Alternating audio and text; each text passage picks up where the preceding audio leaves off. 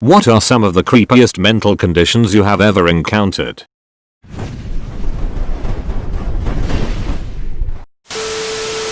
I was in a psych ward for depression, and my roommate was terrifying. She was schizophrenic, depressed, and also probably just weird. She punched herself in the face constantly, while whispering to the voices in her head. She also used to sit in the multi-purpose room, TV, games, fridge, etc., on the floor and masturbate. Like, a lot. But she never stopped whispering to herself while she did it. I woke up to pee one night, and she was just in her bed, staring blankly at me. She was moved to a long-term facility on my third day there. The worst thing I've actually encountered in terms of creepy was a little developing sociopath. He had history, fire, animals, sex, and was apparently high in CU trays. He was about 11 when I first met him, so no one was going to call him ASPD or anything, but that's what he looked like he was growing into. Anyway, the kid is incredibly funny, smart, and charming. No one can believe what his previous school and doctors were saying about him. I was new there, so I was taken in as well. Then, one day he gets in trouble for stealing, and we had the proof on camera, but he didn't know that. I'm sitting in as a witness security while he's going through this whole series of emotions: surprise, indignation, fear, anger, etc. as he pretends he has no idea why he's being accused. Then we show the tape and he just stops dead, blank expression, and says something to the effect of, "So what? You were just wasting my fucking time?" It was another voice, a completely different personality coming out of this kid like you flipped a switch. I've seen some shit, but that moment was creepy as hell. I've never heard of anything more psychologically incredible than a fugue state. When the mind can't deal with reality, so it just creates an entire new world for itself to live in. Not a professional, but a friend of mine is suffering the Capgras delusion.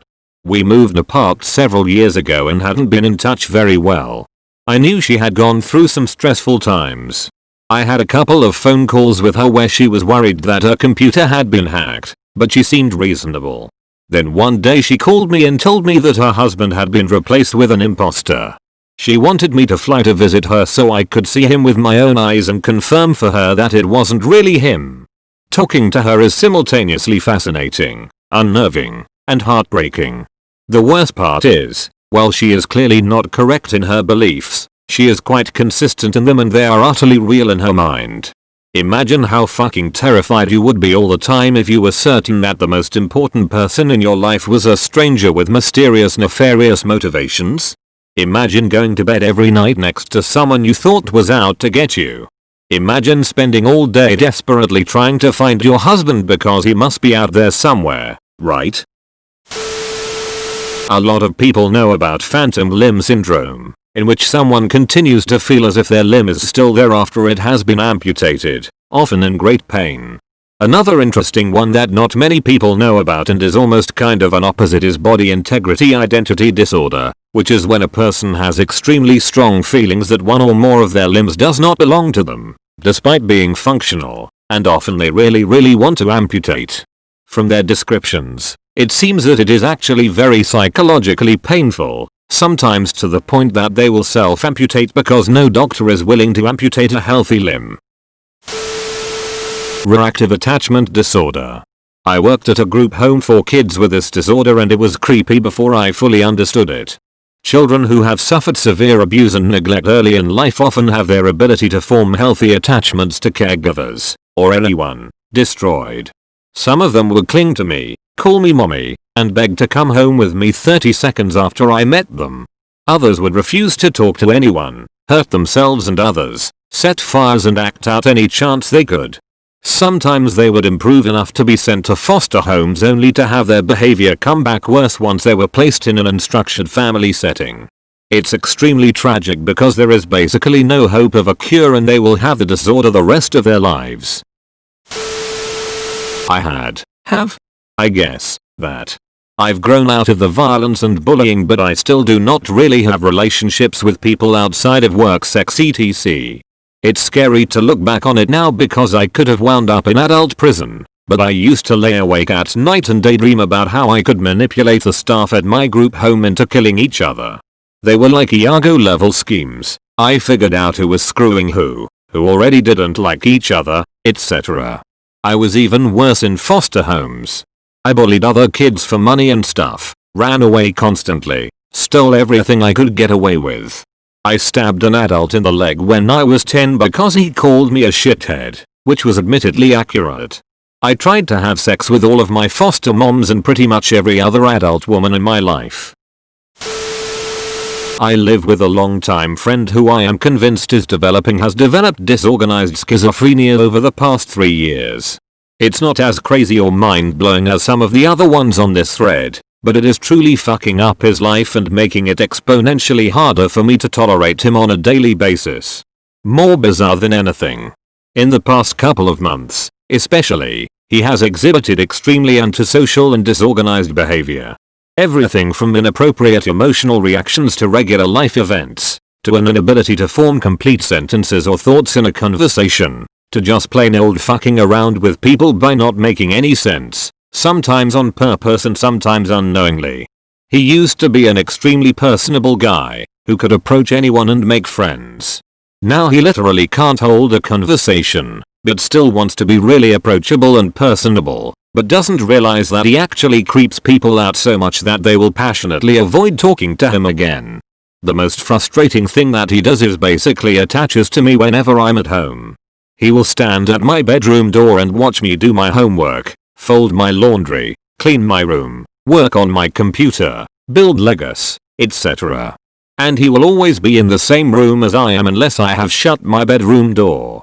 He mimics my actions, wakes up whenever I do, goes to sleep whenever I do, always wants to cook or clean whenever I am. I essentially have to find things that he can't or doesn't know how to do to get some freedom. It's mostly me because I've known him for way longer than my roommates, but when I'm not home, he does all of this to them too. I think this all stems from his inability to make basic decisions, like when to eat, or where to study, or when to leave in order to be on time for something. This extends to almost every aspect of his life. I've been seeing a counselor to consult with her about it, but it's basically impossible to know anything for sure because she can't tell me any information about him or his visits. He started going as well. I don't know if he goes to them unless I ask him, and there's not telling when he will forget about a session or just decide not to go to a doctor's evaluation. It's even more frustrating that this counselor keeps telling me that I shouldn't keep reminding him of these things or keeping tabs on him, because eventually I will be like a mother taking care of an infant child. My words not hers, and she is right, but it is upsetting. Weirdest part, he's studying behavioral neuroscience. TL. Doctor, I've been friends with my roommate for over a decade. In the past 3 years he has developed disorganized schizophrenia right in front of my eyes and there's nothing I can do about it. I'm neither a psych major or a psychologist, however I did spend a week in a mental ward. I had depression. I told a cop I wanted to kill myself in a fit of rage, etc. etc. The hospital I was at was divided. One side was Group A, folks who needed treatment but were considered safe. Group B was the folks that had to be watched a lot more closely. About 2 days after I was checked in, another woman had come in too. She was placed in Group A, and was placed as my roommate. At first she seemed nice and normal-ish, but after a few hours, her stories were getting mixed up. I mean, she came in, found out I had a kid, then said she had a daughter as well who lived with her mother-in-law or something. After dinner, the story was her daughter had been brutally murdered by her father and that the woman didn't even care. I voiced my concerns to the nurses, but was told to just go to bed, in the same room with her. It took a while for me to fall asleep that night because my sleep schedule was all sorts of fucked up. I think I passed out around midnight. We were put to bed at 8 PM. I'm not sure how long I was asleep for before I was woken up to my roommate strangling me. Now, we were placed in the last room at the end of the hall, far from the nurse's desk. Plus I was being strangled, so I couldn't even yell for help. I thought I was going to die, but I had fallen asleep with a book. So I bashed the book on my roommate's head and booked it out of the room. The nurses probably thought I was the super crazy one, yelling at them. I'm not sure they would have believed me if it wasn't for the fact I had hand marks around my neck. My roommate was transferred to the other side of the ward, locked up with limited time out of her room. I never bothered to ask what her deal was. I didn't want to know. I had a new roommate by the end of the day. A really nice older lady who was a lesbian. I told her about crazy roommate number 1 and we would just shoot the shit for hours at night until I was ready to pass out. Scariest thing I know that's real. Locked-in syndrome. You're completely awake but unable to move. People assume you're a comatose vegetable, when really you're just paralyzed, for decades. I'm not a psychologist, but I was in a mental institution for attempt suicide. Lots of bad things had happened to lead me to that choice. Please don't judge. But, as I was saying, there was this girl there, named Anna, and she would comb her hair in the morning and talk to herself. Sometimes she would start to violently scream at herself. One time she grabbed her hair as if it wasn't her pulling it, and forcefully bashed her head repeatedly into the mirror screaming, "Love me. Love me." And at night she would start to play with herself and scream her father's name. I have never been so scared in my life. This girl Anna was only 15. Her father would rape and abuse her. The mother was beaten also. I never want to relive that ever again. The selfish love obsession of a teen with severe borderline personality disorder. This girl got hold of a razor and carved a boy's name, let's call him Steve, 10 times into various parts of her body. Then she had sex with another boy so that she could get pregnant, have an abortion, tell her friends that the child was Steve's, and that Steve had pressured her to have the abortion. All this time she had been spying nightly on Steve, had fake installed cameras in his house while he wasn't there to make sure he wasn't dating anyone else, and had introduced herself to every one of Steve's close family members as Steve's girlfriend, while Steve wasn't around. The kicker, Steve didn't know this girl. He vaguely recalled meeting her once, but didn't know her name until I sought him out. He knew someone was pretending to be his girlfriend, but didn't know who. When I was younger I was a pretty unstable kid, which led to multiple stays in a youth psych ward. One of the times I was in, we got a boy who looked like a 14-year-old fatter, paler, creepier, Jack White.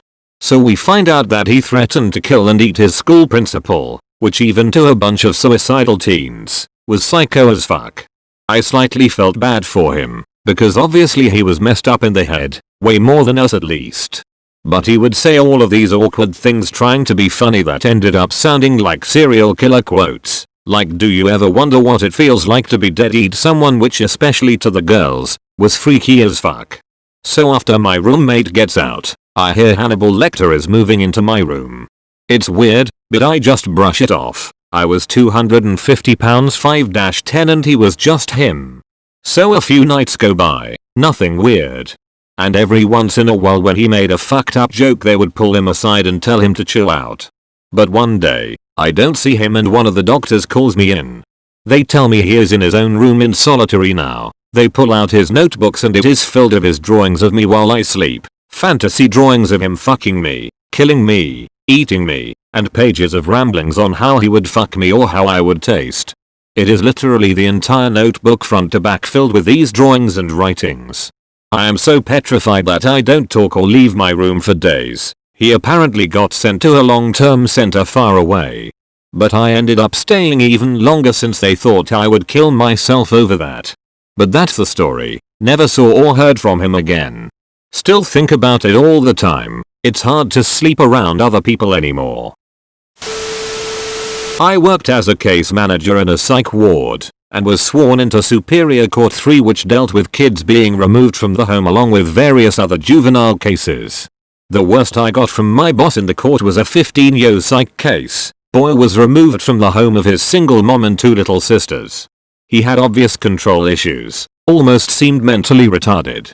Learning more about him, he was incredibly manipulative. He could manage to get other people to do all sorts of things, then snap back into the almost retarded innocent person. I knew his mom wanted him in a full psych ward, and that precipitated his removal. After a long couple months of constant trips to juvie and to his community living area, I was questioning him about his statement that mom doesn't want me anymore. I asked him that couldn't possibly be true. What makes you think that? He turned cold as day, voice changed, eyes flared, stared right into my eyes and said in a deep voice, because I raped her. I was taken aback.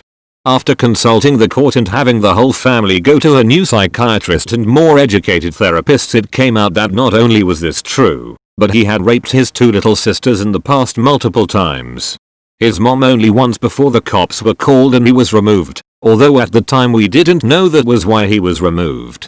When the cops came, he was acting out and violent already, so he was removed on that basis. He later had to be moved to a more intensive facility. Between that and the crappy pay between 2 jobs that were crazy hard, I decided to go back to school. Hey there, I'm a therapist. Because I respect the confidentiality of my clients, I won't tell any of the interesting stories about them. As most people will tell you, psychotic disorders, or symptoms, and personality disorders tend to be the most shocking or unsettling. I've worked with violent sex offenders, including minors, ASPD clients, layman's terms, sociopaths or psychopaths, borderline clients, schizotypal clients, and addicts, along with the more run-of-the-mill clients. Personally, I've never been rattled by them, but that's part of why I went into psychology. Instead of being scared by the bizarre, I tend to be made curious. Instead, I'll give some general information about some of the more bizarre disorders out there. My favorite bizarre psychological phenomena to bring up in this type of conversation is the culture-bound syndrome of Koro. It occurs in Asian cultures and is typified by an irrational fear of the penis receding into the body, causing harm. It is most common in men, and seems to be associated with feelings of sexual guilt or shame. In extreme cases, people have been known to mutilate their own genitals in attempts to keep them from going up inside their body, like grabbing their penis with a pliers. Another one is brain fag, I know, weird name, which tends to affect primarily high-stress students in African countries. Basically, it's a somatic blindness brought on by reading or studying too much. Pica is a disorder where people have an uncontrollable hunger for unusual items like clay, chalk, hair, paint chips, etc. I've read about extremely bad cases of hair pica where people have to have surgery to remove enormous hairballs from their stomach, as it is not properly digested. Obviously, eating other inorganic things can have serious health repercussions. Glove paralysis is another pretty interesting somatic disorder, in which the person can't feel or move their hand, from the wrist down. Because of how your nerves are arranged in your arm hand, there is no way that it could be caused by actual nerve damage. Basically, there are 2 separate nerves that feed into the bottom half of your arm, pinky side, as well as your pinky and ring fingers. The other provides neurological impulses to the top, thumb side, and your thumb, index, and middle fingers. There also exist a variety of interesting effects that can result because of damage to various areas of the brain. Aphasias, damage to the speech centers of the brain, can in a variety of disorders of speech and speech recognition, in which the sufferer can understand what the tester is saying, but cannot reproduce it. I've worked with some to-be clients who have serious communication issues because of their brain injury, which makes progress very challenging. When there is an underlying, organic cause to the disorder, it is very difficult to address it with talk therapy alone. It's always interesting to me how different psychopathology can be in different cultures. Some disorders with a strong biological component, like schizophrenia, seem to occur across the world at the same rate. Others, like eating disorders, simply do not occur with any regularity in other cultures. Let me know if you have questions about these or any other disorders discussed here. I don't have personal experience with all of them, but I have yet to run into a disorder in this thread that I have not at least heard of, have a basic understanding of. Thanks for watching, and don't forget to like and subscribe.